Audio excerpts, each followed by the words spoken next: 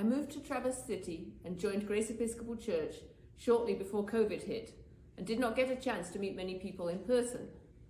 So when an announcement came out about forming the Afghan Migrant Ministry Project, I was excited to get involved in a ministry that would combine practical action with outreach, and I knew I would meet interesting people. Also, having moved to the US from the UK many years ago, I remembered how difficult it can be to figure out how things work in a new country, even when you speak almost the same language.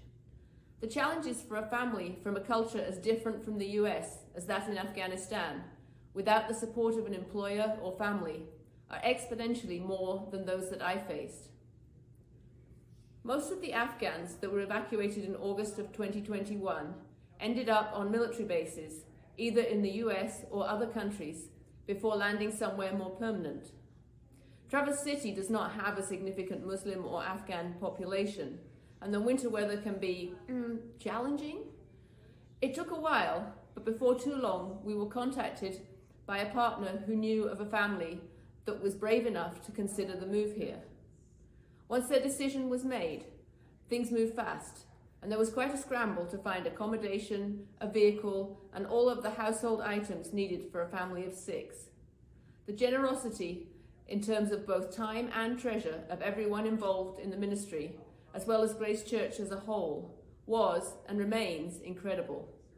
In addition, everyone was interested in learning from our new friends about Afghan culture, as well as helping them to understand life in the US. It is nice to be part of such a welcoming and open-minded community. One thing that has been a learning experience for me is to see the impressive number of government resources available to low-income families, but then also the difficulty of actually accessing them. Some committee members have spent many hours wading through paperwork with the family, as well as negotiating bureaucracy in person. It has been very rewarding to see the family start to thrive in Traverse City. The kids seem to be enjoying school, their father is working full-time at Munson, and their mother has passed the written portion of her driving test and just needs a little more practice on the road.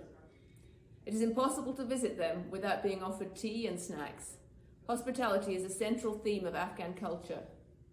But I know they are worried about family members still in Afghanistan with no way out. We take so many comforts and freedoms for granted in the US.